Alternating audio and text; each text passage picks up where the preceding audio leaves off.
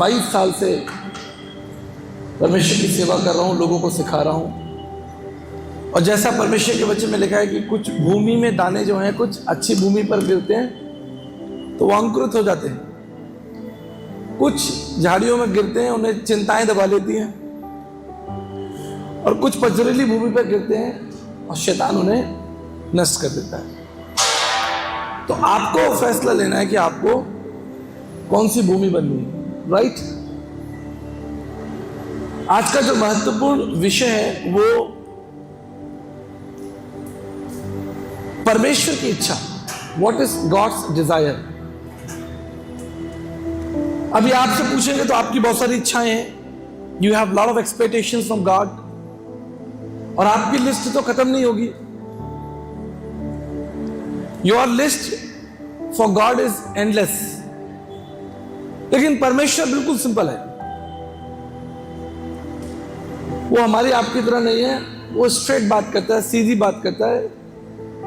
उसने कहा उजियाला हो तो उजियाला हो गया, सीधी सीधी बात है। उसकी एक ही इच्छा है, आप जानते हैं, उसकी एक ही इच्छा है कि वो आपके साथ संगति करे। पूरी बाइबल को अगर आप उत्पत्ति से लेकर जेनेसिस तक अगर आप ध्यान से देखेंगे तो आप वहां देख पाएंगे कि परमेश्वर की जो इच्छा है वो क्या है, व्हाट इज गॉड्स डिजायर। इसको समझने का प्रयास कीजिए। जब परमेश्वर ने अदन की वाटिका में आदम और हवा को बनाया तो वचन कहता है कि परमेश्वर जो है वो अदन की वाटिका में आदम और हवा से मिलने के लिए आते थे। तो हम देखेंगे उत्पत्ति में, निकाल लीजिए वो खंड,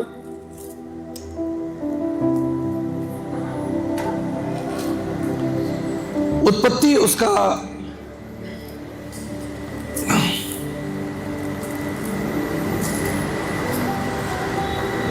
पहले देखेंगे, उत्पत्ति उसका पहला अध्याय और उसके 26 पद को देखेंगे। यहां लिखा कि परमेश्वर ने मनुष्य को अपनी समानता में बनाया, उन्हें आशीष दी, राइट। परमेश्वर ने मनुष्य को अपनी समानता में बनाया, ये इस बात का प्रमाण है कि परमेश्वर आप में रहना चाहता है। उसने कितनी सारी क्रिएशन बनाई है, जीव जंतु बनाए हैं, तरह तरह के एनिमल्स हैं, प्लांट्स हैं, ट्रीज हैं, लेकिन परमेश्वर संगति किसके संग करना चाहता है, वो है मनुष्य। और मनुष्य को उसने अपनी समान, it means you are special, आप विशेष हैं। आप अपने आप को कमजोर मत, आप जैसा मानेंगे वैसा हो जाएंगे। मैं ये सिखाता हूं, आप बाइबल के अनुसार माने कि बाइबल ने आपको, परमेश्वर ने आपको कैसा बनाया और क्यों बनाया, दैट्स यू। तो परमेश्वर ने मनुष्य को अपनी समानता में बनाया ताकि मनुष्य उसके साथ, परमेश्वर जो है उसके साथ संगति करे। अभी हम ये बात नहीं कर रहे हैं कि आपको क्या क्या चिंताएं हैं, कोई बीमार है, कोई तकलीफ में, किसका कोई बेरोजगार है, किसी की शादी नहीं हो रही है। मसीह लोगों की ये प्रेयर रिक्वेस्ट होती है, पास्टर जी प्रार्थना कर दीजिए, हम घर बना रहे हैं, हम गाड़ी खरीद रहे हैं, हम ये कर रहे हैं, वो कर रहे हैं। अभी हम उस पर बात ही नहीं करेंगे। अभी हम ये बात करेंगे व्हाट इज गॉड्स डिजायर। आप अपनी इच्छा को छोड़िए, वो कभी पूरी हो जाएगी तो भी आप तृप्त नहीं होंगे। एक इच्छा खत्म होगी, दूसरी पैदा हो जाएगी। लेकिन परमेश्वर की इच्छा सदा काल से एक ही है, आज भी एक ही है, कि वो आपसे प्रेम करता है, आपकी चिंता करता है और आप में रुचि लेने वाला परमेश्वर है। मैं इस बात को सिखाता हूं, वो परमेश्वर मनुष्य को बनाकर भूला नहीं। जैसे उदाहरण के तौर पर कितने लोग यहाँ पर पेरेंट्स से, हाथ उठाइए, माता पिता, हम सब माता पिता हैं, बहुत सारे लोग, वी आर पेरेंट्स। तो आपके घर में जब संतान हुई, बच्चा हुआ हॉस्पिटल में, तो आप उसको वहीं छोड़कर आ गए क्या कि चलो भाई बच्चा हुआ, ठीक है, मुबारक हो मुबारक हो, और फिर उसको हॉस्पिटल में बाय बाय करके घर आ गए? आप उसे लेकर आए ना, कहां लेकर आए? अपने घर में लेकर आए, और आपने उससे प्रेम किया। तो परमेश्वर एक ऐसा परमेश्वर है जो मनुष्य को बनाकर भूला नहीं, उसे बाय बाय नहीं किया कि अरे चलो मैंने कुछ बनाया है, चलो ठीक है। एक ऐसा परमेश्वर जिसने मनुष्य को बनाया भी और उसमें रुचि भी लेता है, इंटरेस्ट लेता है उसमें। That is the secret of the gospel. और वो इतनी रुचि लेता है आप में कि 6,500 साल से वो आपके पीछे पड़ा है।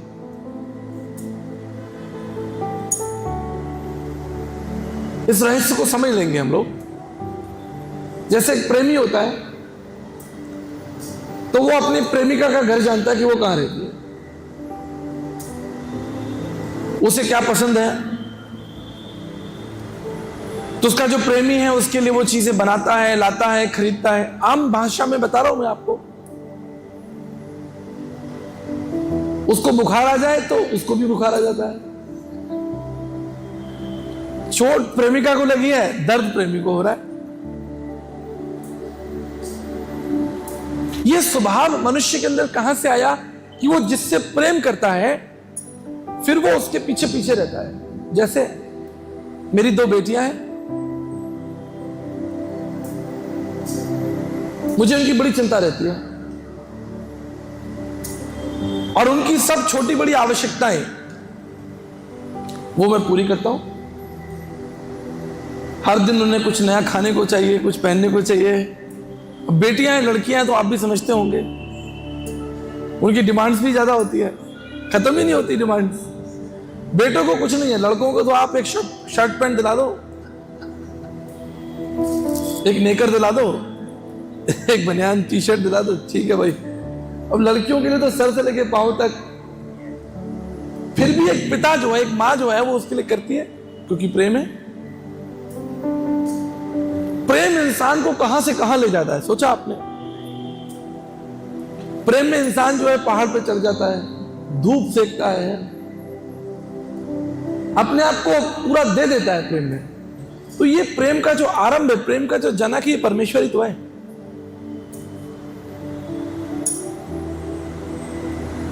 और अभी भी वो आपके पीछे पड़ा है।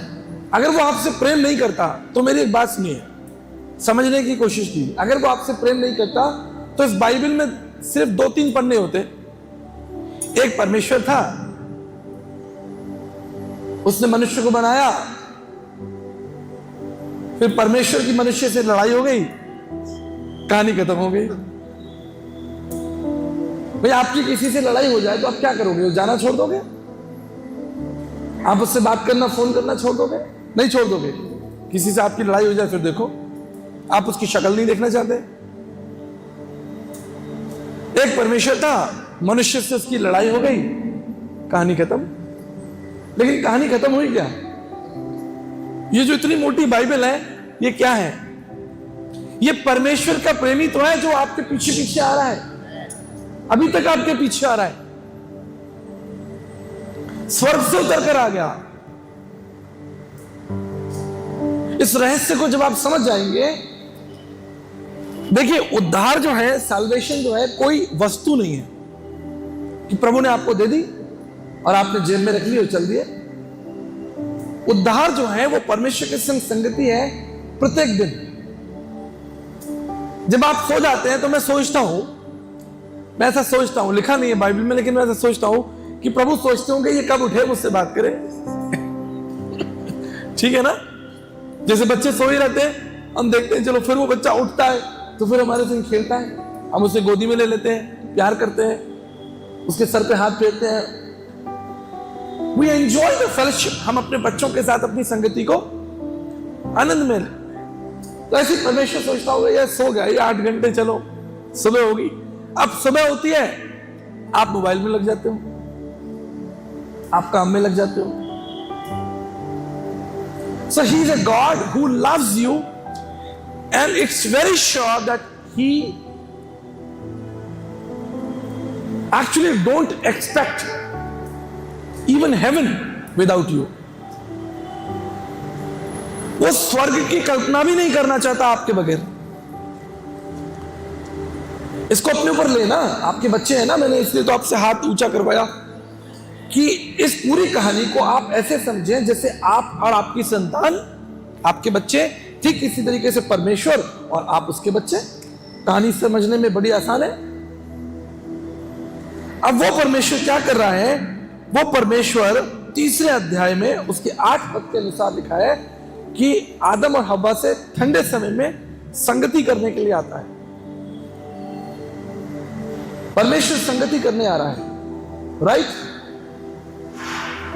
From the very first day, from the beginning, he is interested in the fellowship. वो संगति में रुचि रखने वाला परमेश्वर है। उसके कैरेक्टर को, उसके कार्य करने के तरीके को, उसके सिस्टम को समझने का प्रयास करें। तो मैं आपको कुछ महत्वपूर्ण बातें संगति से संबंधित, जो परमेश्वर की जो इच्छा है, वो मैं बताने का प्रयास कर रहा हूं। पुराने समय में हम देखेंगे परमेश्वर ने 3 तरह से मनुष्य के संग संगति की। 3 तरह से। पहली बार जब हमारे पूर्वज जैसे नूहा है, अय्यूब है, अब्राहम है, इसहाक है, याकूब है, इन्होंने वेदियां बनाई। बिल्कुल सिंपल, पत्थर खड़ा किया, उसके ऊपर तेल डाल दिया। याकूब ने 28 अध्याय में लिखा है, पत्थर खड़ा किया, उसने उसके ऊपर तेल डाल के उसका अभिषेक कर दिया। बोला यहां तो परमेश्वर की उपस्थिति है। अद्भुत है ना? तो हमारे पूर्वजों ने, जैसे नूहा हुआ, उसने वेदी बनाई, अय्यूब ने, अब्राहम ने, इसहाक ने, याकूब ने, इन्होंने बिल्कुल सिंपल, वेरी ऑर्डिनरी, और उस वेदी के द्वारा हम देखते हैं कि मनुष्य जो है वो परमेश्वर की आराधना कर रहा है और वहां से उसको संदेश भी मिल रहा है। तो पुराने समय में वेदी बनाई जाती थी। गिदोन ने भी वेदी बनाई थी। दुष्ट आत्माओं की वेदियों को तोड़ा और परमेश्वर की वेदी को बनाया। घर जाके अध्ययन करिएगा आप, गिदोन के जीवन को लिख लीजिए। गिदोन के जीवन को अध्ययन करना है घर जाकर। इसको इंग्लिश में हम गिडियंस भी कहते हैं, ठीक है? न्यायियों में मिलेगा आपको, अध्ययन कीजिएगा घर जाकर। फिर हम आगे क्या देखते हैं कि परमेश्वर ने वेदी से थोड़ा आगे हटकर हम देखेंगे तंबू के रूप में, थोड़ा उसको कहेंगे कि हम बेहतर तरीके से तंबू के रूप में परमेश्वर ने मनुष्य के संग संगति की। और उसके बाद में राजा सुलेमान के द्वारा शाही मंदिर, नॉट ऑर्डिनरी, लेकिन राजशाही तरीके से परमेश्वर ने मंदिर के अंदर रहकर परमेश्वर ने लोगों के साथ संगति की। तो पहले क्या था? ऑर्डिनरी, बिल्कुल सिंपल वेदी पत्थर की। उसके बाद हम देखते हैं टेंट के रूप में देखते हैं, और उसके बाद हम क्या देखते हैं? एक शाही बड़ा विराट मंदिर देखते हैं। और नए नियम में आते आते वो क्या हुआ? वो आप हो गए। तुम परमेश्वर का मंदिर हो, परमेश्वर का आत्मा। 1 कोरिन्थियंस में लिखे, you are the temple of God.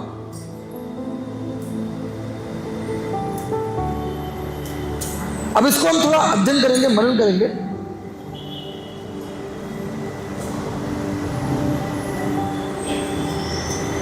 कि परमेश्वर जो आप में रुचि ले रहा है, वो तब रुचि ले रहा है जब आप पवित्र हैं।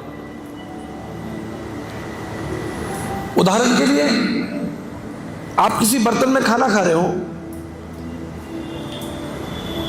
कई बार होता है, एक बार हम चाय पी रहे थे तो उसमें चाय के प्याले में अंदर साबुन लगा था। हो जाता नहीं होता है? मैंने देख लिया, मैंने कहा इसमें साबुन लगा है। मैंने कहा मैं तो नहीं पीता, मैंने छोड़ दी। कई बार खाने के अंदर कोई चीज निकल आती है, आप छोड़ देते हैं। आप कल्पना कीजिए कि आप बढ़िया दाल चावल रोटी खा रहे हो और उसके अंदर से कॉकरोच निकल आए,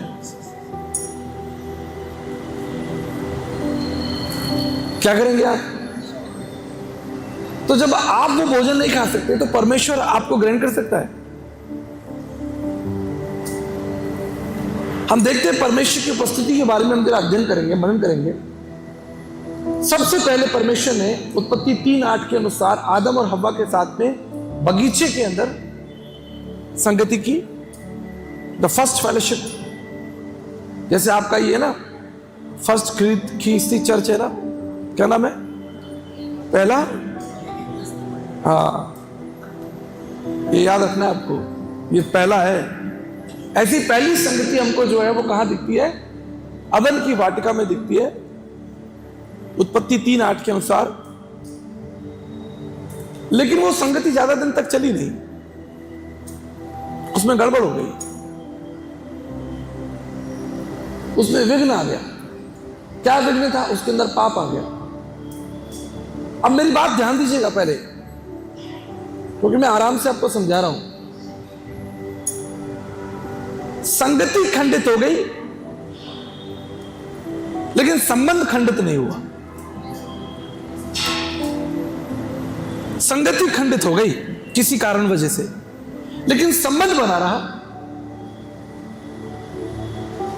अगर आदम और हव्वा का संबंध परमेश्वर से टूट जाता, तो जैसा लिखा है कि जो डाली पेड़ से कट जाती है वो सूख जाती है, वो मर जाती है। तो प्रभु से हमारी संगति खंडित हो गई, लेकिन संबंध अभी भी है। जैसे मैं अभी यहां बैठा हूं, आपके शहर सोलापुर में बैठा हूं, मेरे बच्चे दोनों, मेरा परिवार जो है, मेरी पत्नी, माता पिता, भाई बंधु, मेरी कलीसिया के लोग सब कहां हैं? जयपुर में। तो संगति तो इस वक्त नहीं है, क्योंकि वो वहां है, मैं यहां हूं, लेकिन संबंध तो है। अभी फोन लगा दूंगा, अभी वो मुझे लगा सकते हैं, तो संबंध है हमारा। तो वैसे तो मैं फिल्में देखता नहीं हूं, लेकिन एक सीन मुझे याद है, एक पिक्चर मुझे सीन याद है। एक लड़का बाइक से जा रहा था, उसने एक्सीडेंट कर दिया, पुलिस ने उसे पकड़ लिया। बोले तुम्हारा चालान बनेगा। बोले अरे तुम मुझे जानते नहीं हो, मैं यहाँ के एसपी को जानता हूँ। तो जो पुलिस वाला था वो थोड़ा बेचारा संकोच के, ये एसपी को जानते हैं? बोला अच्छा ठीक है जाओ। तो अपनी बाइक पे बैठ के भागा, जाते जाते बोल गया मैं उसे जानता हूँ, वो मुझे नहीं जानता। मैं एसपी को जानता हूँ, एसपी मुझे थोड़ी जानता है। संबंध नहीं है। आपके जीवन में कई ऐसी घटनाएं घटेंगी और घट सकती हैं जहां आप परमेश्वर के साथ अपनी संगति को थोड़ा सा कमजोर पाएं। जीवन में कोई निराशा आ जाए, कोई चिंता आ जाए, कोई ऐसी बात हो कि आपको लग रहा होगा कि कोई गड़बड़ है। लेकिन एक बात हमेशा याद रखिएगा, मेरी संगति में दिक्कत हो सकती है, लेकिन संबंध कभी नहीं टूटेगा आपका परमेश्वर के साथ। अगर संबंध टूट गया तो खत्म ही है, फिर तो सब कुछ, फिर रहा क्या? टूट गया संबंध। लेकिन परमेश्वर आपके साथ संबंध नहीं तोड़ रहा, यह रहस्य है। तो अदन की वाटिका में भयानक पाप हो गया, भयानक, छोटा मोटा नहीं था, भयानक हो गया, लेकिन संबंध नहीं टूटा। अब आदम और हव्वा जो हैं वो परमेश्वर के पास अदन की वाटिका में नहीं आ सकते, लेकिन परमेश्वर तो जा सकता है। उनको अदन की वाटिका से निकाल दिया, लेकिन फिर भी प्रभु को मालूम था अभी भी मेरा संबंध है, वो नहीं आ सकते, मैं जाऊंगा। उड़ाऊ पुत्र के जीवन में भी उसके पिता से उसकी संगति टूट गई थी। उड़ाऊ पुत्र के, पढ़ा ना आपने, लूका 15 के अंदर कहानी है लॉस्ट सन की, प्रोडिगल सन की, लेकिन संबंध नहीं टूटा। आप जानते हैं संबंध क्यों नहीं टूट रहा? क्योंकि यह संबंध परमेश्वर की ओर से स्थायी है, कभी नहीं टूटेगा। वो अंत तक आपके पीछे आएगा। इसलिए वो आने में देरी कर रहा है कि और लोग जिनका मेरे साथ संगति टूटी हुई है, वो संगति सब ठीक ठाक हो जाए तो मैं आऊं। क्योंकि अगर वो आ गया तो बहुत दिक्कत है, सब पकड़े जाएंगे। तो मेरी बात याद रखिएगा, he is a god of fellowship. कई बार आपके जीवन में ऐसी घटनाएं घटेंगी जो आप संगति में नहीं जाओगे। पति पत्नी में झगड़ा हो गया, मैं नहीं जा रही चर्च, मैं नहीं जाऊंगा चर्च, जाओ तुम अकेले जाओ। प्रेयर मीटिंग चल रही है, कोई बात हो गई, बच्चों के संग झगड़ा हो गया। हमारे तो कलीसिया में एक से एक लोग हैं, पास्टर जी हम आज नहीं आ पाएंगे, मेहमान आ रहे हैं। अरे भाई मेहमानों को भी ले आओ।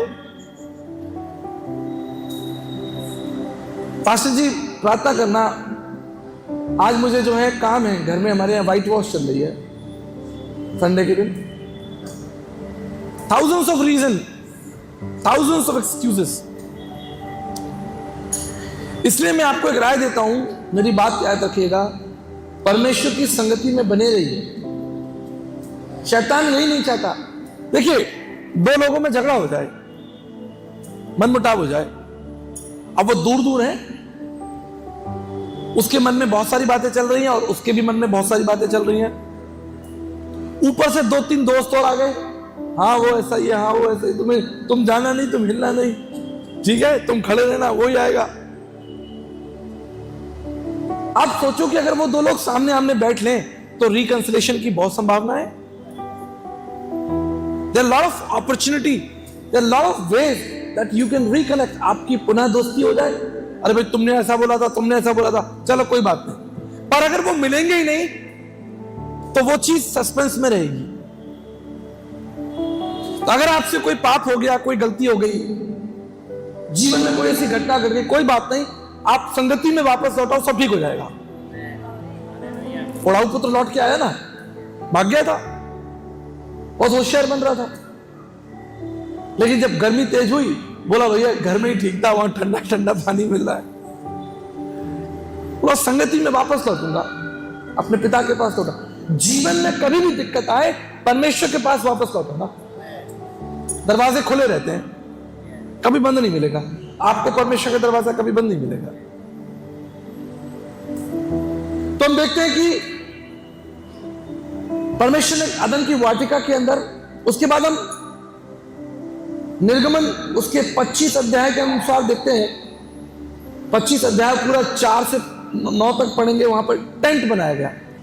उसके बाद आप देखते हैं कि राजा सुलेमान ने मंदिर बनाया, परमेश्वर की उपस्थिति आपको वहां दिखती है। खैर परमेश्वर वहां पर ज्यादा रुक नहीं पाए, क्योंकि हाथ के बनाए हुए मंदिर में वास्तव में परमेश्वर रह भी नहीं सकता, उसकी रुचि नहीं है हमारे प्रभु। अब हमारे समाज में तो मंदिर की तो लड़ाई चल रही है, पर ये बात कैसे समझाएं हम कि हमारा परमेश्वर जो जीवित है वो भूमि और आकाश में, हम गीत गाते ना, भूमि आकाश में समा ना सका, मंदिरों में तू रह ना सका।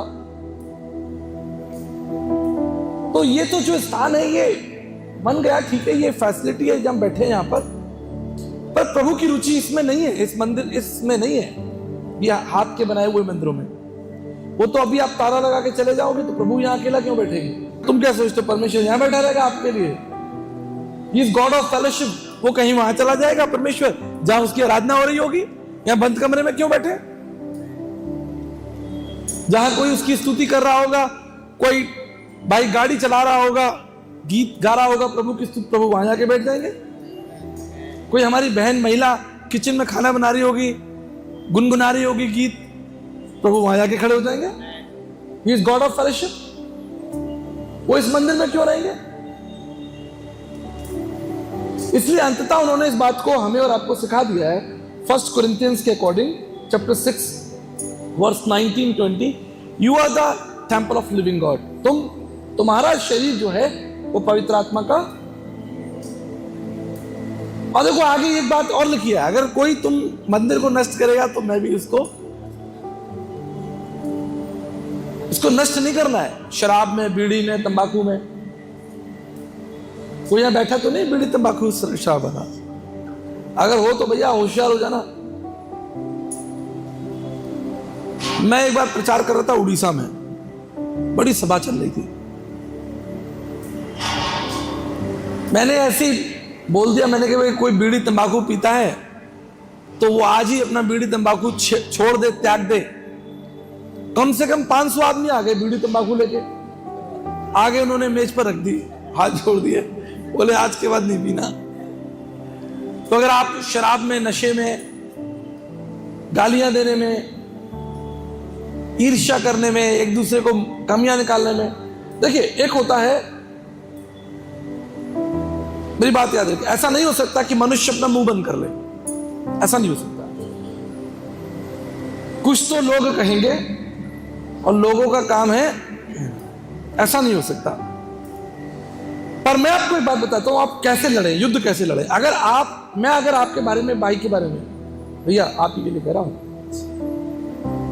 अगर मैं आपसे, मेरी कोई दुश्मनी है या मैं आपके बारे में कोई ऐसी राय रखता हूं, तो मुझ में वो इतनी हिम्मत होनी चाहिए कि मैं वो आपसे कह सकूं कि आप अच्छे व्यक्ति नहीं हो।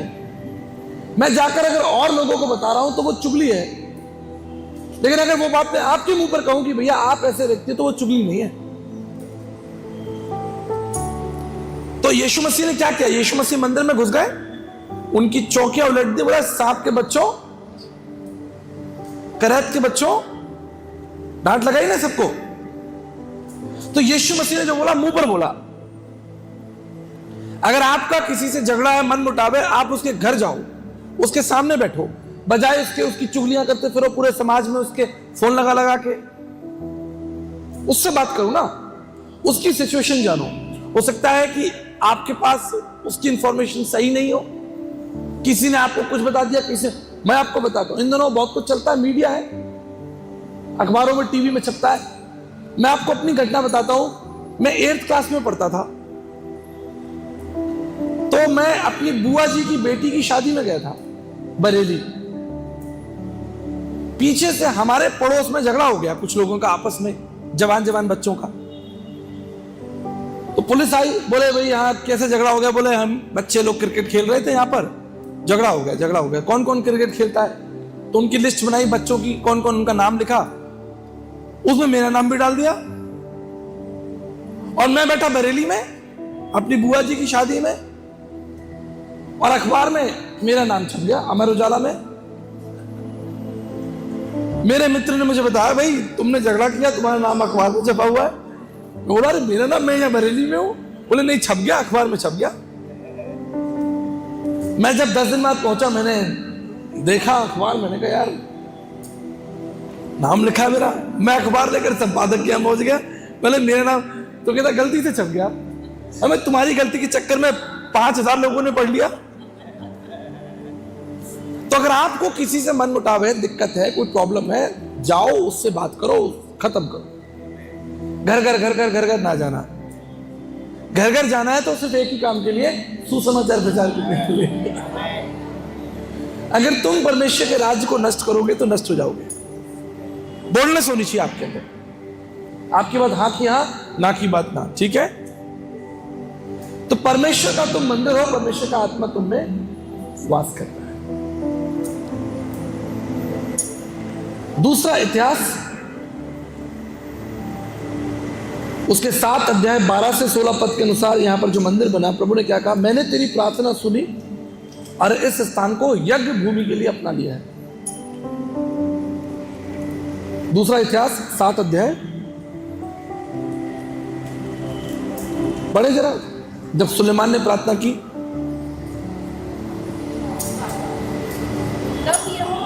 तब यहोवा ने उसको दर्शन देकर उससे कहा, मैंने तेरी प्रार्थना सुनी और इस स्थान को यज्ञ के भवन के लिए अपनाया है। देखिए, राजा सुलेमान ने जब मंदिर बनाया परमेश्वर के लिए, संगति करने के लिए, तो प्रभु ने उस पर मोहर लगा दी। बोला मैंने इस स्थान को यज्ञ भवन के लिए अपना लिया है। अब जो चीज प्रभु ने अपना ली हो, जो चीज प्रभु की हो, आप उसके संग खेल नहीं कर सकते। तभी तो प्रभु मंदिर में जाकर व्यापार करने वाले लोगों की जो उनकी चौकियां थी, जो उनकी दुकानें थी, वो पलट दी। प्रभु ने गुस्सा दिखाया, बोले तुम या मंदिर के अंदर व्यापार कर रहे हो। तो प्रियो, आपको समझना होगा, आपको एक बात जाननी होगी कि वो एक ऐसा परमेश्वर नहीं है जो बनाकर भूल गया या चला गया। वो रुचि लेने वाला परमेश्वर है। वो अपनी चीज देख रहा है, वो देख रहा है कि तुम मेरी चीजों के संग कैसे खिलवाड़ कर रहे हो। He is a living God, जीवित परमेश्वर है, और जो कुछ तुम कर रहे हो, मैं कर रहा हूं, वो देख रहा है, और जहां कहीं तुम जाओगे वो तुम्हारे साथ आएगा। इस मंदिर को वो कभी नहीं छोड़ेगा। उसने क्या कहा? मैंने इस भवन को यज्ञ के लिए अपना लिया है, तो अपना लिया प्रभु का हो गया। अब ये पुराने नियम में था, नए नियम में परमेश्वर का यज्ञ भवन कौन है? आप हो, आपको अपना लिया। अब प्रभु आपको छोड़कर नहीं जाएगा। आप उसे छोड़ सकते हो लेकिन वो आपको कभी नहीं छोड़ेगा। देखेंगे निर्गमन उसका 33 अध्याय, बुक ऑफ एक्सोडस, निर्गमन 33 और उसके 12 पद से पढ़ना शुरू कीजिए और 14 पद तक। तब मूसा ने यहोवा से कहा, मूसा कह रहा है, सुन लो मेरी बात, यहोवा नहीं कह रहा है, मूसा यहोवा से कह रहा है। और क्या कह रहा है? तू मुझसे कहता है, तो ये जो लोग हैं, इजरायली लोग हैं, इनको लेके तुम आगे आगे चलो। ठीक है, प्रभु ने मूसा को कहा, मूसा कह रहा है, प्रभु आपने मुझे इतना बड़ा काम दिया कि मैं इजरायलियों को लेके आगे आगे चलूं, फिर हाँ, कितना अच्छा सवाल है भाई। मैं आपके काम के लिए जा रहा हूं, लेकिन ये तो बताइए कि मेरे साथ होगा कौन? मेरा कोई सहकर्मी होगा कि नहीं होगा? मेरा कोई साथी होगा कि नहीं होगा? आगे पढ़िए।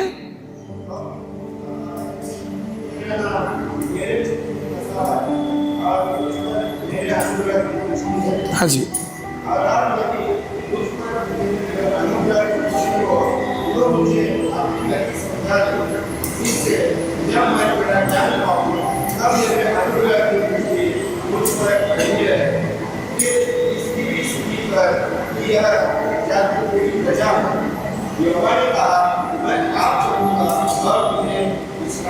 देखिए सवाल था कि मैं आगे आगे जाऊंगा इजरायलियों को लेकर, लेकिन प्रभु मेरा साथी कौन होगा? तो प्रभु ने क्या उत्तर दिया कि मैं आप तेरे साथ चलूंगा। आपका भरोसा लोगों पर हो सकता है, पैसे पर हो सकता है, अपनी योग्यताओं पर हो सकता है, अपने ज्ञान पर हो सकता है, लेकिन इस संदर्भ के अनुसार हम क्या देख रहे हैं कि हमारा ज्ञान जो है, हमारा जो बल है, हमारी शक्ति कौन है? परमेश्वर की प्रेजेंस है। उदाहरण, अगर हमारे जीवन से भी आत्मा निकल जाए, स्पिरिट, तो जमीन पर हम गिर जाएंगे, लोग कहेंगे आदमी मर गया। तो आप जीवित हैं और आप मर गए, क्या फर्क हो गया? कैसे? कुछ तो मिसिंग है, something is missing in you, that's why from living creature you are now dead. आप जीवित थे, आप मर गए, तो ऐसा क्या हो गया? अब शरीर में तो कोई हमें बदलाव दिख नहीं रहा, हमारे कान लगे हुए हैं, नाक है, आंखें हैं, होठ है, उंगलियां भी हैं, हाथ पैर भी हैं, फिर हम मर कैसे गए? तो मर ऐसे गए कि आत्मा निकल गया। तो आत्मा निकल गया तो बचा क्या? फिर तो कुछ बचा ही नहीं। इस शरीर को लोग ले जाएंगे, इसको दफना देंगे। तो बिना आत्मा के आपके शरीर का कोई मूल्य नहीं है, कोई मूल्य नहीं रहा। ठीक इसी तरह बिना परमेश्वर की उपस्थिति के आपका घर, आपकी सेवा, आपकी निजी जिंदगी, उसका कोई अर्थ नहीं है। बहुत सी ऐसी सेवाएं भी, मिनिस्ट्रीज भी हो रही हैं जहां परमेश्वर नहीं है, पर मिनिस्ट्री हो रही है। आप कहेंगे कैसे? तो जिस तरीके से बहुत से लोग बिना परमेश्वर के जीवित हैं, परमेश्वर का आत्मा उनके अंदर नहीं है, spirit of wisdom of God नहीं, लेकिन जीवित तो है। मैं उदाहरण देता हूं आपको। एक बार मैं बाजार में था, तो मेरे सामने एक गाड़ी खड़ी हुई थी, उस पर क्रॉस का चिन्ह बना था। अब यह भी बड़ा डाउट होता है कि रेड चिन्ह है कि भाई डॉक्टर की गाड़ी है कि क्रूज की गाड़ी है, तो ध्यान से देखना पड़ता है। अगर वो चारों बराबर है तो डॉक्टर की है, अगर नीचे वाला थोड़ा लंबा है तो मान ले वही क्रूज बना हुआ है। अब जी मैंने देखा कि क्रूज बना, मैंने कहा चलो, मैंने कहा इसमें कोई विश्वासी भाई है, और गाड़ी थी, नंबर था बाहर का, तो उसमें कर्नल साहब बैठे हुए थे, कर्नल, फौज के आर्मी बैठे हुए। तो मैंने कहा सर प्रेज द लॉर्ड, कहते हैं हाँ जी प्रेज द लॉर्ड। मैंने कहा ये कैसा आदमी है, मुझे नहीं जानता, या दुनिया मुझे टीवी पे देख रही, यहाँ फेसबुक पर दुनिया जानती। मैंने कहा कम से कम जयपुर में मेरी शक्ल तो पहचान ले भाई। अब मुझे जानता, कैसे जानेगा? प्रभु को ही नहीं जानता, मुझे क्या जानेगा? तो बाद में पता चला। चलो जी कोई बात नहीं। मैंने कहा ब्रदर जी आप कहाँ से, क्या? मैंने बोले मैं यहाँ ऑफिसर हूँ। ठीक है। तो उन्होंने कहा कि सर आप मुझे अच्छे मिल गए, मुझे आपसे काम है। अब वो मुझे कह रहा है मुझे आपसे काम है। मैंने कहा अभी तो मिला हूं और काम दे दिया। मैंने बोलिए। कह रहे मेरी सासू माँ आईसीयू में एडमिट है। मेरी सास जो है आईसीयू में एडमिट है और उनके बिल्कुल अंतिम क्षण चल रहा है, और मेरी पत्नी जो है वो कुवैत में डॉक्टर है, तो वो आ रही है फ्लाइट में। तो आप मुझे अच्छे मिल गए, प्रभु ने शायद जोड़ दिया, तो आप चल के मेरी सासू के लिए प्रार्थना कर दीजिए। तो मैं आईसीयू में प्रार्थना करने गया। प्रभु ने मुझे बता दिया कि इनका समय आ गया है। प्रार्थना करके मैं वापस आ गया। रात को 3 बजे कर्नल साहब का फोन आ गया मेरे पास। बोले जी वो हमारी सासू माँ चल बसी। मैंने कहा ठीक है। कहते उनका आप संस्कार करवा दीजिए।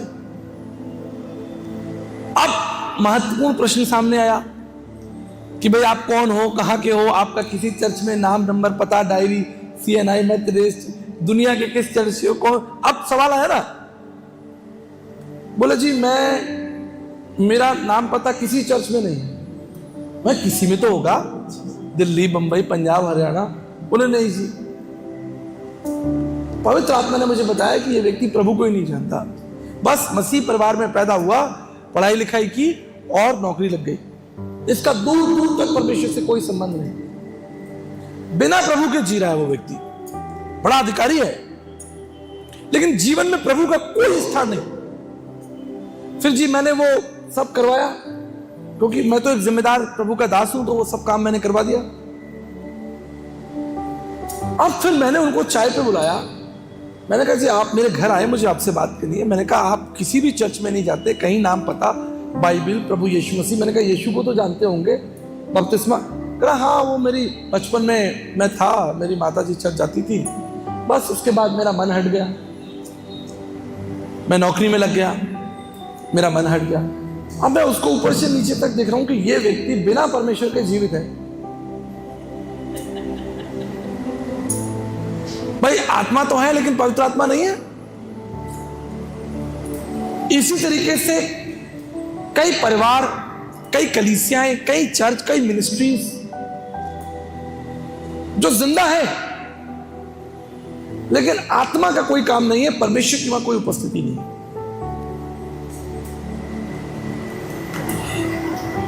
नहीं है कोई बात नहीं, लेकिन उपाय तो मैंने आपको बताया।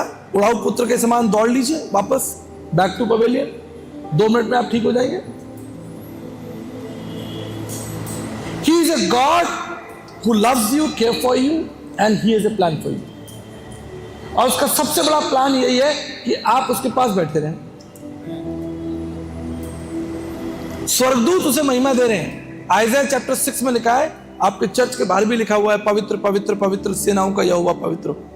आइज़ाया चैप्टर 6 में सराफीम स्वर्गदूत जिनके 6 पंख होते हैं, वो 6 पंखों से, 2 पंखों से उन्होंने अपने पैर ढके, 2 पंखों से अपनी आंखें बंद की है और 2 पंखों से उड़कर क्या बोल रहे हैं?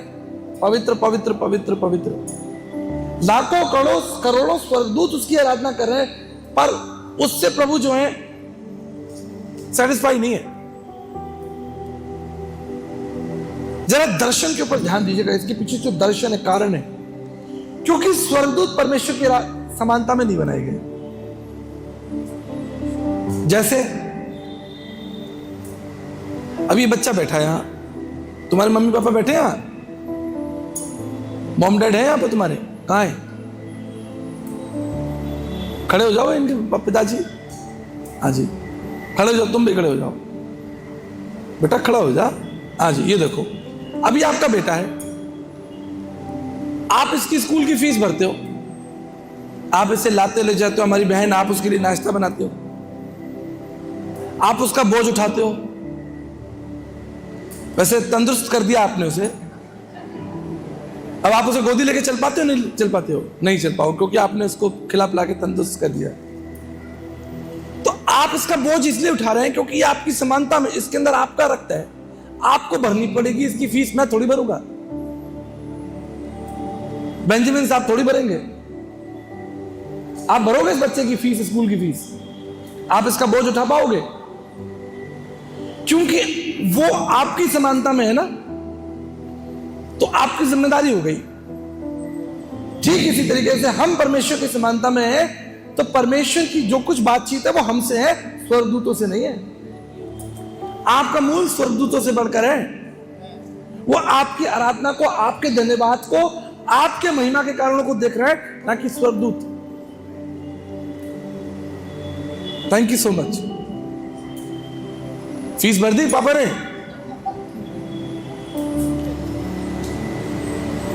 इस रहस्य को समझिए। परमेश्वर के एक महान दास प्रचार कर रहे थे कि मनुष्य परमेश्वर के बगैर नहीं रह सकता। सही बात है, मनुष्य परमेश्वर के बगैर।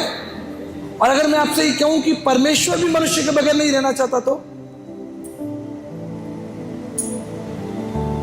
परमेश्वर भी आपके बगैर रहना नहीं चाहता। इसमें कितना बड़ा रस है, कितना बड़ा रहस्य है, कितना बड़ा तत्व है कि परमेश्वर जो है वो आपके बगैर, मतलब so what I am trying to tell you, आप ये मत समझें कि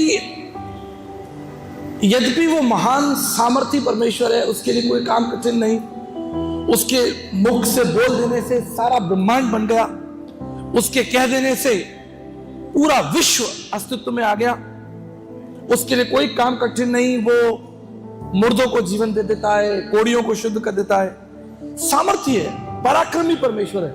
लेकिन दूसरी ओर हम उस परमेश्वर का एक और स्वभाव देख रहे हैं, एक पिता का स्वभाव, एक परमेश्वर जो आपके बगैर स्वर्ग की कल्पना नहीं कर रहा, जो आपको छोड़ना नहीं चाहता, आपको त्यागना नहीं चाहता, जो आपके साथ आना चाहता है, आपको सफल करना चाहता है, आपकी नौकरी में, आपके बिजनेस में, आपके शरीर, आत्मा, प्राण में वो रुचि लेने वाला परमेश्वर है। Is God of fellowship. 1994 में ओलंपिक हो रहा था। ओलंपिक में एक दौड़ थी, 400 मीटर की दौड़ थी। तो उसमें एक जो व्यक्ति दौड़ रहा था, क्या नाम था उसका? डेरेक रेडमोंड। देखो, अच्छे ऐसे साथी भी होने चाहिए तो याद दिला दे। तो डेरेक रेडमोंड बड़ा अच्छा दौड़ रहा था। 60,000 लोग जो थे वो स्टेडियम में बैठे, तालियां बज रही, जो लोग दौड़ रहे थे उनके लिए तालियां बज रही थी। तभी क्या हुआ कि डेरेक रेडमोंड गिर गया और उसके पैर में चोट लग गई। तो डेरेक रेडमोंड ने दोबारा उठकर दौड़ने की कोशिश की, लेकिन तब तक उसे पता चल गया कि भाई मेरे पैर की तो हड्डी टूट चुकी है, मैं अब नहीं दौड़ सकता। उसके सारे दोस्त आगे निकल गए, जितने और साथ में जो दौड़ रहे थे वो आगे निकल गए। तालियां बज रही हैं, जश्न मनाया जा रहा है, लेकिन डेरेक अकेला खड़ा है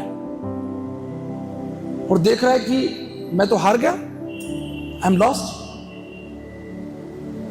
लेकिन उसकी किसी को चिंता नहीं है। लोग तो जो दौड़ रहे हैं उनके लिए तालियां बजा रहे हैं। तभी 60,000 लोगों की भीड़ में से एक व्यक्ति मैदान में आ गया। वैसे ये नियम नहीं होता, क्योंकि मैदान में केवल जो एथलीट है, जो धावक है, वही दौड़ेगा, कोई आम आदमी नहीं आ सकता। अभी होता है क्रिकेट में, कई बार उनके फैंस होते हैं, वो दीवार कूद के उनको सेल्फी लेने जाते हैं, वीडियो, उनको फिर मार पड़ती है, उनको पुलिस वाले मारते हुए ले जाते हैं, चलो बाहर निकलो। आप नहीं जा सकते क्योंकि वो नियम नहीं है, कानून नहीं है। तो एक व्यक्ति दौड़ता हुआ मैदान में भागा और वो सीधा डेरेक के पास में आ गया। जो वहां पर गार्ड्स खड़े थे उन्होंने रोकने की कोशिश की, उसने उन गार्ड्स को भी धक्का दे दिया और वो आदमी दौड़कर सीधा डेरेक के पास में गया, डेरेक को उठाया और गले लगा लिया। और डेरेक के आंसुओं को पोंछा।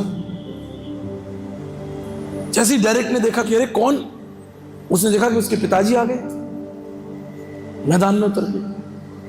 बोला पिताजी आप? उसके पिता ने उसे कंधा दिया, उसे प्यार किया, उसे सहारा दिया, कोई बात नहीं। तो डेरेक ने अपने पिता से कहा कि पिताजी I am sorry, I have lost this race, मैं तो हार गया ये दौड़, लेकिन क्या आप मेरी मदद करोगे कि मैं ये दौड़ तो हार गया हूं, लेकिन आपकी मदद से मैं ये दौड़ को पूरा करना चाहता हूं, फिनिश लाइन तक पहुंचता हूं, विल यू हेल्प मी? तो डेरेक के पिता ने उसे अपना कंधा दिया, उसका पूरा बोझ लेके, और धीरे धीरे धीरे धीरे उसको फिनिश लाइन तक पहुंचा दिया। डेरेक दौड़ तो हार गया, लेकिन दौड़ पूरी कर ली। आज परमेश्वर जानता है कि हम सब लोग जो है वो हारे हुए लोग हैं। वी हैव लॉस्ट, बुराइयों में, चुगलियों में, मारा पीटी, जमीन, ये वो, आप लड़ाइयां, झगड़ा। प्रभु क्षमा करे, मसीह लोगों की हालत बहुत खराब है।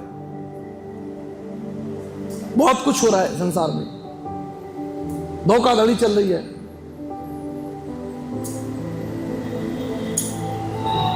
परमेश्वर जानता है कि सारे लोग गिरे हुए हैं। अगर आप सोच रहे हैं कि वो व्यक्ति गिरा हुआ है, तो मैं आपको बता दूं आप भी गिरे हुए हैं। यदि मैं सोचता हूं कि मैं गिरा हूं, तो आप भी गिरे, आप सोचते हैं, हम सब गिरे हुए हैं। कोई अच्छा नहीं है। परमेश्वर का वचन क्या कहता है?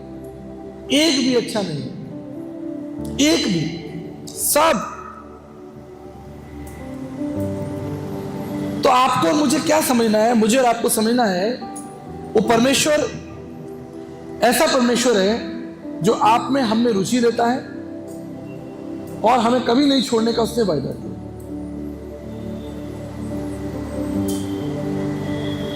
अदन की वाटिका से शुरू हुआ और आज मनुष्य के शरीर में आकर वो परमेश्वर रहना चाहता है।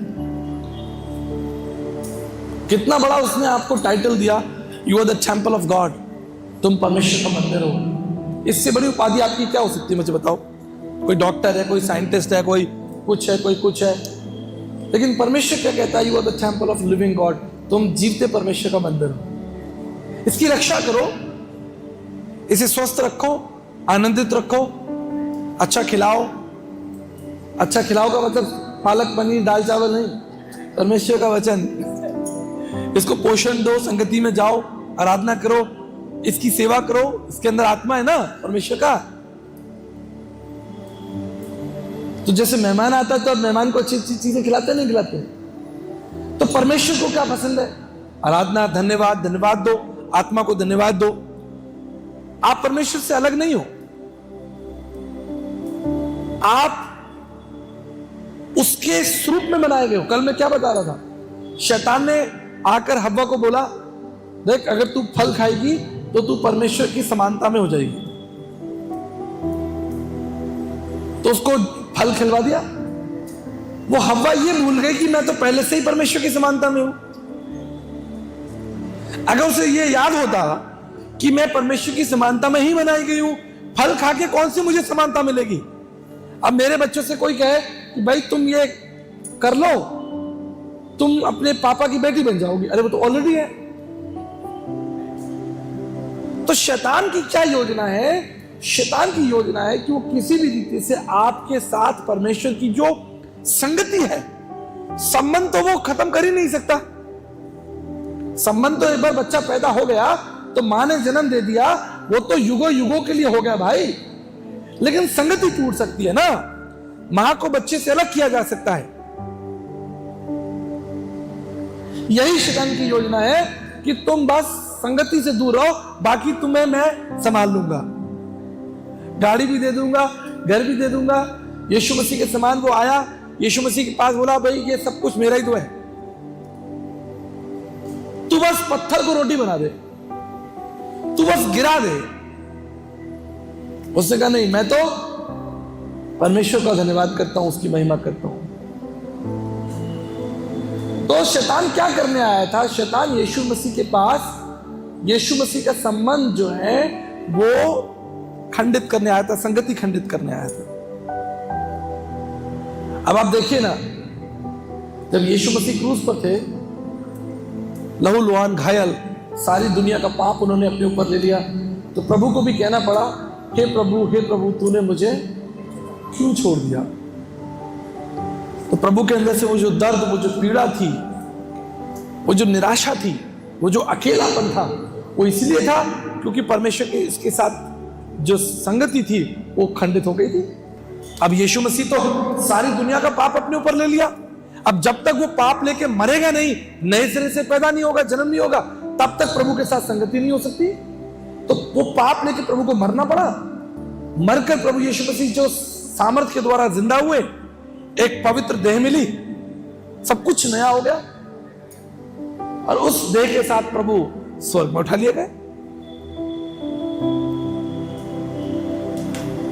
तो बहुत सारे लोग आज जिंदा हैं शारीरिक रूप से, लेकिन उनके अंदर परमेश्वर का आत्मा नहीं है। Spirit of God is missing. और स्पिरिट का मतलब वो सिर्फ आप मत सोचिए भैया अन्य भाषाएं। अगर आप ये सोचते हो कि मैं बस अन्य भाषाएं बोलता हूं तो पवित्र आत्मा, तुम्हारे कान बता देंगे कि तुम्हारे अंदर परमेश्वर है कि नहीं। अभी सच्ची घटना बता रहा हूं। एक पास्टर साहब के यहां कलीसिया में बहन आती थी, तो बहन को अन्य भाषा नहीं आती थी, बड़ा मुश्किल हो गया। तो पास्टर ने बोला, तुमको मैं लिख के देता हूं, उसे याद कर लो, पर ये बोलना है। परमेश्वर के काम अंदर से पैदा होते हैं, थोपे नहीं जाते। परमेश्वर का सामर्थ्य थोपा नहीं जाता। परमेश्वर का सामर्थ्य अंदर से, जैसे एक बीज के अंदर पौधा छिपा होता है, वो अंदर से पैदा होता है। अब एक अंडा है, एग है, अगर आप उसको हथौड़ा मार देंगे तो जीवन नष्ट हो गया। पर समय होगा, वो जो मुर्गी का बच्चा जो अंडे के अंदर होगा, वो अंदर से तोड़ेगा, चोंच मारेगा, तो जीवन निकल आएगा। वो खुद निकल कर आएगा ना। आपने हथौड़ा मार दिया तो वो मर गया। तो मिट्टी का पुतला था, मिट्टी का पुतला, प्रभु ने उसके अंदर आत्मा, स्पिरिट डाल दिया और वो खड़ा हो गया। आज मैं आपको क्या बताना चाहता हूं कि यह संगति है जिसके द्वारा आप सब बंधनों पर मुक्त होकर जयवंत हो सकते हैं। संगति को कभी मत छोड़ना। आज कितने लोगों ने चर्च जाना छोड़ दिया, आपको मालूम है? वो इतवारी लाल हो गए। क्रिसमस, ईस्टर, अरे मैं आपको बोलूंगा तो झगड़ा हो जाएगा। कुछ लोग तो सीनाई चर्च को बोलते हैं क्राइस्ट नॉट इनसाइड। ऐसी बातें भी आजकल लोग करने लगे। बोला भैया कहां जा रहे हो? कि वहां मीटिंग है। कौन सा चर्च है? सीएनआई। अच्छा, क्राइस्ट नॉट इनसाइड।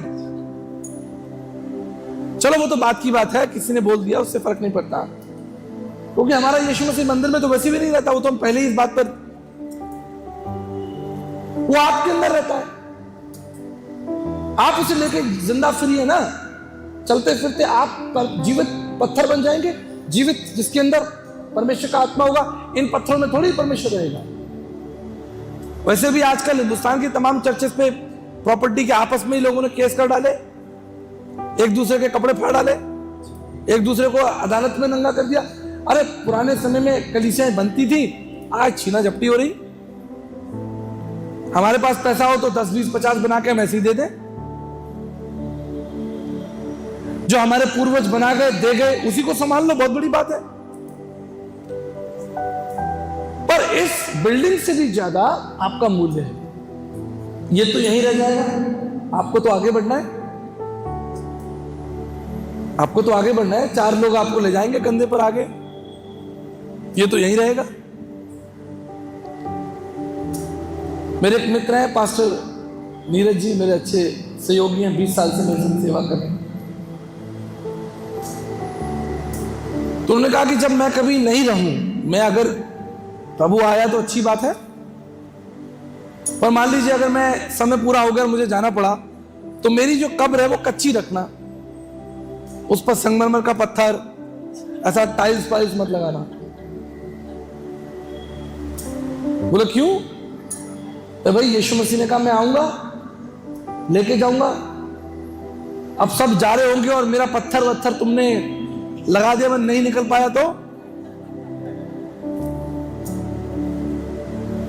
बोले इस संसार से प्रेम ही नहीं करना, इन पत्थरों से प्रेम ही नहीं करना। हम तो जीवित मसीह के लोग हैं। अगर मिट्टी में बो भी दिए गए तो पवित्र आत्मा के द्वारा दोबारा निकाल लिए जाएंगे। हम अन्य संतों के थोड़ी, हम ओशो के फॉलोवर थोड़ी हैं जो कह रहे हैं बस यही प्रकृति है, इस दुनिया में तुम आए हो मर जाओगे। अरे हम इसलिए थोड़ी आए मर जाएंगे, वो तुम्हारे फॉलोवर जाने, हम प्रभु यीशु मसीह के फॉलोवर हैं। हमारा प्रभु तो ये कहता है कि मिट्टी में से खोद के निकाल दूंगा। अब एक ओशो का फॉलोवर था, मेरे पीछे पड़ गया, बोला जी अच्छा कोई बात बताओ, कोई व्यक्ति 2000 साल पहले मर गया तो वो उसकी तो हड्डी भी नहीं है, मांस भी नहीं है, लहू भी नहीं है, क्या निकलेगा उसमें से? कह ऐसा हो ही नहीं सकता, ओशो ने ऐसा नहीं बताया। मैंने कहा भाई कोई बात नहीं, ओशो ने नहीं बताया, हमें क्या लेना देना। हमारा प्रभु क्या कह रहा है आप सुनो। क्या आदम था? क्या हव्वा थी? क्या ये सूर्य था?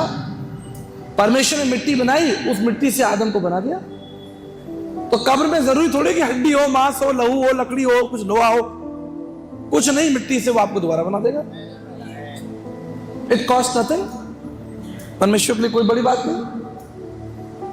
अब तुम अपना जानो, हम अपना जानते हैं। अगर तुम्हें यही संसार में रहना तो रहो गर्मी में, गर्मी सहो, हम स्वर्ग में जाएंगे, ठंडा ठंडा रहेगा ऊपर।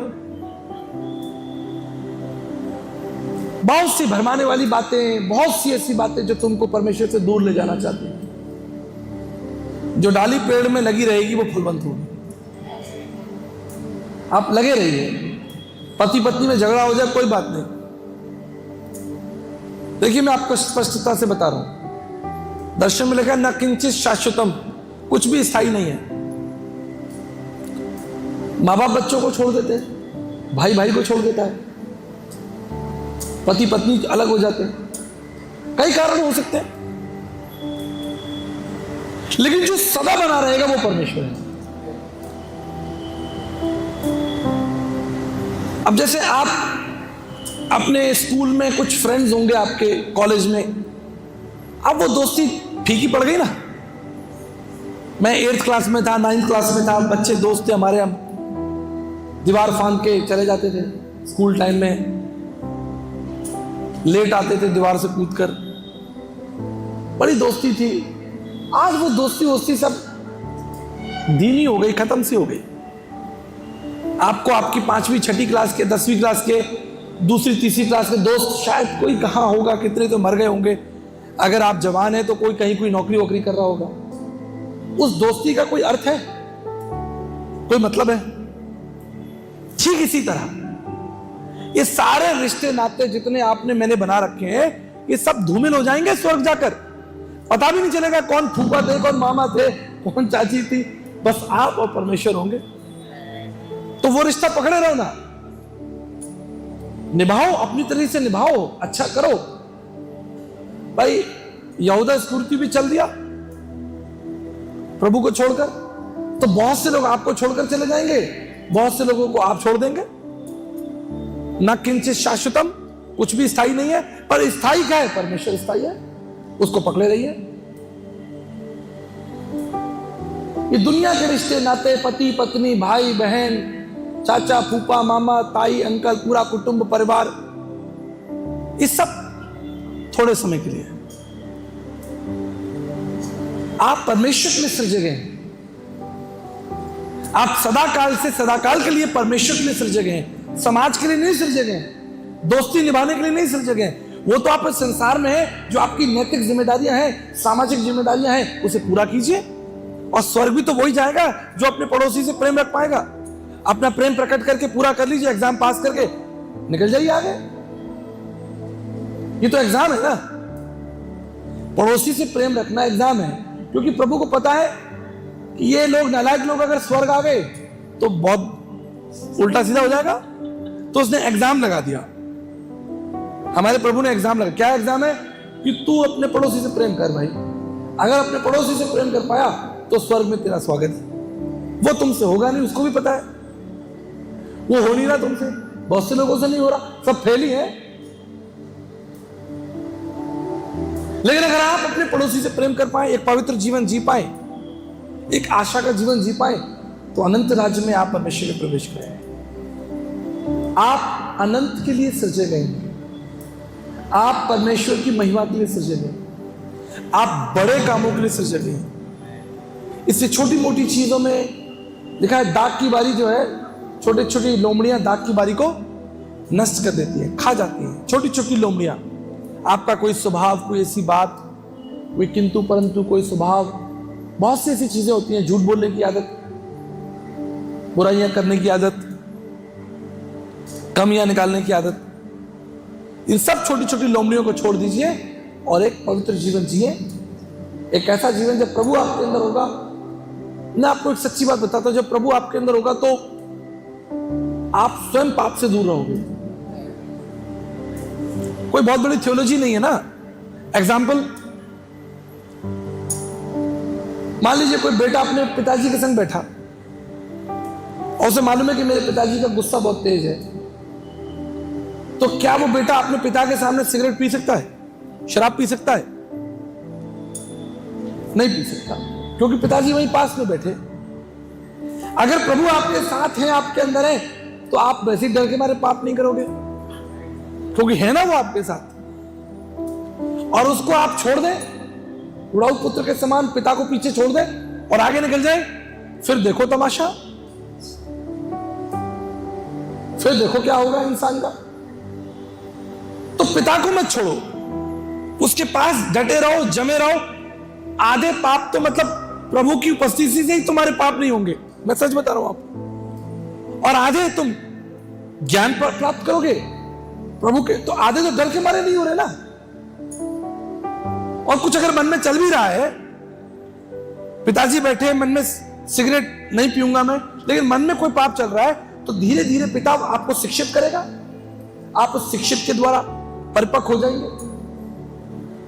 Thank you. तो प्रभु की संगति में बने रहो। आप टेढ़े हो, मेढ़े हो, आप बुरे हो, आपके अंदर हजार कमियां हैं, आप पिता के पास चले जाओ, वो आपको ठोक पीट के सब ठीक कर देंगे। उनको पता है कि कहां आपको रंधा लगाना है, कहां अंगूठा लगाना है, कहां आपको घिसना है, वो आपको ठीक कर देगा। और जो ठीक हो जाएगा वही तो विशेष पात्र बनेगा। विशेष पात्र कौन बनेगा? जिसे कुम्हार मिट्टी में उठाएगा, छानेगा, पत्थर अलग कर देगा, उसके अंदर जो मिट्टी के अंदर जो बदमाशियां होंगी सब निकाल देगा, फिर उसे गीला करेगा, नम्र करेगा, नम्र करने के बाद चाक पे चलाएगा। नम्र मिट्टी ही तो चाक पे चलती है।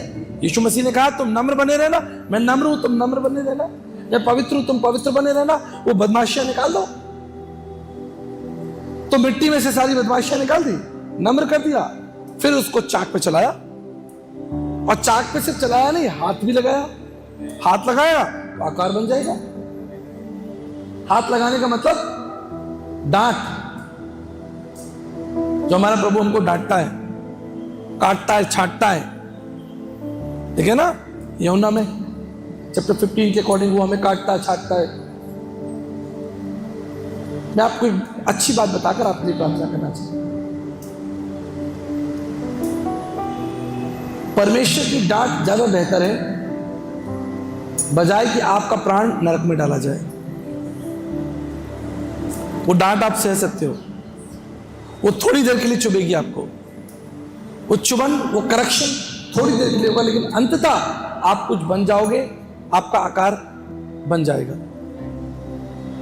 When God rebuke you, जब वो आपको डांटे, सह लेना, आपको करेक्ट करे, सह लेना, बजाय इसके कि आपका शरीर, प्राण और आत्मा जो है वो नरक में डाला जाए। यीशु मसीह संसार में क्यों आया? यीशु मसीह आपको और मुझे संगति देने। जब जा रहे थे यीशु मसीह तो चेले रोने लगे, बोले आप जा रहे हैं, प्रभु ने कहा मैं तुम्हें अनाथ नहीं छोड़ूंगा, मैं जाता हूं तुम्हारे लिए एक सहायक भेजूंगा। और पवित्र के काम 1:8 के अनुसार वो सहायक हमको दिया गया। पवित्र आत्मा आया और उसने हम सबको यानी चर्च को, कलीसिया को पैदा किया।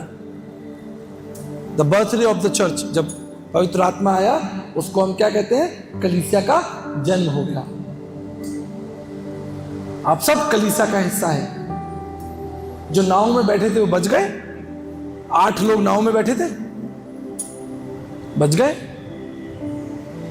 क्योंकि प्रभु वहां पर था। The presence of God was there in the ark of Noah, that's why they were survived. आज वही आत्मा, परमेश्वर का सामर्थ आपको, कितना तूफान चल रहा है संसार में ना, आप उठाकर देखो, मार काट, लड़ाई झगड़ा, धुआंधार चल रहा है। किसी भी वक्त कुछ भी हो सकता है। उथल पुथल हो गया, पूरा टर्मोइल हो गया, पूरी दुनिया के अंदर उथल पुथल मची हुई है, मर रहे हैं लोग, नई नई बीमारियां, झगड़े,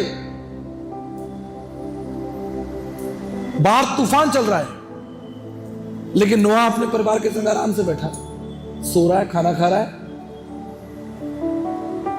तो जो कलीसिया में बैठा रहेगा, संगति में बैठा रहेगा, पार चलने दो तूफान, कोई बात नहीं, तूफान चले, आंधी आए, बवंडर चले, हम तो अंदर बैठे प्रभु के साथ। That is a secret. जो पेड़ मिट्टी से जुड़ा रहता है वो हरा भरा रहता है, उसे मिट्टी से निकाल दो, मर जाएगा वो। मैं अंतिम बात बताकर आपके लिए प्रार्थना करूंगा। एक बार हम 15 दिन के लिए घर से बाहर चले गए, यात्रा में, सेवा की यात्रा में। 15 दिन बाद जब लौटे तो मेरे घर के अंदर इंडोर प्लांट्स लगे हुए थे, इंडोर प्लांट्स, छोटे छोटे पौधे, वो सब मर गए। तो मैंने अपने हेल्पर से कहा कि ये पेड़ सारे मर चुके हैं, इनको फेंक दो। तो मेरी बेटी ने कहा, पिताजी, डैडी, ये मर तो गए हैं, बिल्कुल ड्राई हो गए, खत्म हो गया। लेकिन मैं काम करती हूं, मैं इनमें पानी डालती हूं और प्रार्थना करती हूं। अब मैं अपनी बेटी को सब, अब विज्ञान का छात्र हूं, बॉटनी पढ़ी है मैंने। अब मैं कह रहा बेटा कुछ नहीं है, वो सब सेल्स डेड हो गए, खत्म हो गया। फिर नहीं पापा कोई बात नहीं। वो 15 दिन तक उसमें पानी डालती रही और प्रार्थना करती रही। पता नहीं क्या प्रार्थना कर रही थी, प्रभु पेड़ वापस हो जाए। आप यकीन मानेंगे, 16वें 18वें दिन उसमें से कलियां निकल पड़ी। मैंने अपनी आंखों से देखा, इसलिए बता रहा हूं आपको। आज आप कहीं भी मरे हुए हो, आपको लगता है कुछ नहीं हो सकता, अब तो मेरा डिवोर्स हो गया, अब तो मेरा बिजनेस बंद हो गया, अब तो मुझे डायबिटीज हो गई, डॉक्टर ने कह दिया आपके लिवर फंक्शन नहीं करेंगे, अब आप फेल हो गए, लोगों को पता चल गया कि आप फेल हो गए, समाज को पता चल गया यू आर फ्लॉप। अभी एक बहन ने मुझे फोन किया पिछले हफ्ते, कहती है पास्टर जी मेरा सारा बिजनेस वगैरह सब खराब हो गया, ये हो गया वो गया, रो रही बहुत फोन पर। मेरे बिजनेस पार्टनर्स ने धोखा किया, 24 लाख रुपए की चोरी हो गई हमारे शोरूम में, करी मैं कंप्लीटली कोलैप्स हूं, मेरे ऊपर 78 लाख रुपए का कर्जा है, 24 लाख रुपए की चोरी हो गई। मेरे पार्टनर ने जो बिल्डिंग थी हमारी ऑफिस, उसको बेच दिया चुपचाप से, नकली पेपर बनाकर। वैसे भी मैं अनाथ हूं, मेरे माता पिता नहीं है, मैं हॉस्टल में पड़ी, I am completely collapse, dead. अब बताइए ऐसी परिस्थिति में क्या किया जाए? आप कौन सी विज्ञान दोगे उसे, कौन सी साइंस दोगे, कौन सा मैनेजमेंट दोगे, क्या हिस्ट्री, ज्योग्राफी, फिजिक्स पढ़ाओगे आप? मुझे एक ही बात मालूम थी, मत डर मैं तेरे साथ हूं, मैं तेरी सहायता करूंगा। मैंने कहा भैया प्रभु के चरणों में आ जा, बहुत तूने फैशन कर लिया, बहुत बड़ी बड़ी कंपनियां खोली, प्रभु के चरणों में आ जा। अब मैं प्रार्थना कर रहा, वो रो रही। एक हफ्ते बाद मुझे फोन किया, कहती है पास्टर जी अभी काम तो सब कुछ रुका हुआ है, लेकिन जो मैं मरना चाहती थी, सुसाइड करना चाहती थी, वो अब सब खत्म हो गया, अब मैं लड़ूंगी और मैं जीतूंगी। मेरी परिस्थितियां मुझ पर जैसे गोलियत ने, बड़ा गोलियत, मैं दाऊद के समान, डेविड के समान, मैं क्या करूं? बोले यार मुझे हौसला आ गया, अब मैं जिंदा हो गई हूं, परमेश्वर मेरे साथ आ गया, आई कैन रीस्टार्ट, मैं दोबारा शुरू करूंगी और मैं बड़ा काम करके दिखाऊंगी। तो ये उदाहरण है, अगर आप भी कहीं फंसे हुए हैं, कहीं कोई गाड़ी रुकी हुई है, पंचर जीवन में हो गया, आपकी जीवन की गाड़ी रुकी है, कोई बात नहीं, हमारा प्रभु बैठा है, फिक्स कर देगा आपको। He has power and authority। उसके कह देने से ब्रह्मांड अस्तित्व में आ गया। उसने कहा सूर्य बन गया, चंद्रमा बन गया, आपकी 206 हड्डियां जहां जुड़नी थी जुड़ गई, हार्ट की जगह हार्ट लग गया, ब्रेन की जगह ब्रेन लग गया, आंखों की जगह आंखें लग गई। अब मैं आपको बताता हूं, चलते चलते दुआ करूं, दुनिया के लिए, साइंस के लिए सबसे बड़ी मिस्ट्री, जब बच्चा मां के गर्भ में पैदा होकर मतलब बनता है, फीटस बड़ा हो रहा होता है, तो सबसे डिफिकल्ट काम पता है क्या है? आपके ब्रेन में, ब्रेन के अंदर ऑप्टिक नर्व्स होती हैं, करोड़ों अरबों, अगर कोई मेडिकल साइंस का है तो जानता है, करोड़ों अरबों, एक दो नहीं, करोड़ों अरबों ऑप्टिक नर्व्स होती है, जिसका कनेक्शन सीधा आंखों से होता है। यानी समझो, इधर से आंखों से ऑप्टिक नर्व्स चली 50 लाख, फॉर एग्जाम्पल 50 लाख इधर से चली, उधर ब्रेन से चली 50 लाख, और जिस नस को जिस नस के संग जुड़ना होता है, अगर वो नस उसके साथ नहीं जुड़, इसको इसके संग जुड़ना था, ये इधर जुड़ गई, तो आपको आंख की बीमारी हो गई, आप अंधे हो गए। लेकिन ये इसके साथ ही जुड़ेगी, ये इसके साथ जुड़ेगी, ये इसके साथ जुड़ेगी। जैसे उदाहरण देता हूं, एक डिफिकल्ट काम है टनल बनाना, टनल, पहाड़ों के अंदर गुफा बनाना, टनल, क्योंकि टनल एक तरफ से नहीं बनती, आधी टनल उधर से बनती हुई आती है, आधी टनल इधर से बनती हुई आती है, और बीच में वो मिलते हैं। अब कल्पना करो, इधर वाले लोग टनल खोदते हुए इधर ले आए और उधर वाले खोदते हुए उधर चले गए, तो बन गई आपकी टनल, फिर तो सर पकड़ के बैठे रहो, कहां बनी टनल। लेकिन इंजीनियर्स, स्पेशलिस्ट होते हैं, उनको पता है कि आधी टनल इधर से लानी है, आधी इधर से लानी है, बीच में उनकी मुलाकात होनी है, एक तरफ से कभी नहीं बनाते। हमारा परमेश्वर जानता है कि कौन सी नर्व्स कहां जाकर फिट होनी है, ऑप्टिक नर्व्स, कौन सी हड्डी, कौन सा मांस कहां जोड़ना है। अब आप दुनिया के पहले प्राणी हैं जो खड़े होकर चलते हैं, सब नीचे झुक के चलते हैं, कुत्ता, बिल्ली, सुअर। आप ऐसे आसमान देख सकते हैं, सुअर नहीं देख सकता, सुअर ने कभी आसमान नहीं देखा, आप देख सकते हो, ऐसे करके आसमान दिखेगा आपको। परमेश्वर ने आपको कितनी अद्भुत रीति से बनाया है, सारे अंग दिए आपको। तो अगर आप जिंदगी में कहीं अटके हैं, वो आपको निकालना जानता है। हालेलुया। बस उसके पास लौटाइए, उसके पास लौटाइए, उसके पास जीवन है। पतरस ने कहा, प्रभु मैं आपको छोड़कर कहां जाऊं, जीवन की बातें आपके पास। वही यीशु मसीह आज भी जिंदा है और आप में रुचि लेता है, आपके साथ संगति करना चाहता है। आप उसके साथ संगति कीजिए और फलवंत होइए, और जब आप फलवंत होंगे तो आप दूसरों को भी सिखा सकते हैं। मेरा प्रभु के संग गहरा रिश्ता है, इसलिए मैं आपको सिखा रहा हूं। मेरा ही नहीं होता तो मैं आपको क्या सिखाता? मुझे ही अगर 5 का टेबल नहीं आता तो मैं आपको क्या सिखाऊं? पर मुझे मालूम है इस संगति में आनंद है, मुझे मालूम है इसमें जीवन है, इसमें सुरक्षा है, इसमें उत्थान है, इसमें भविष्य है। मैं आपको सिखा रहा हूं, प्रभु की संगति में बने रहिए, प्रभु आपको रुचि देता है। Thank you so much.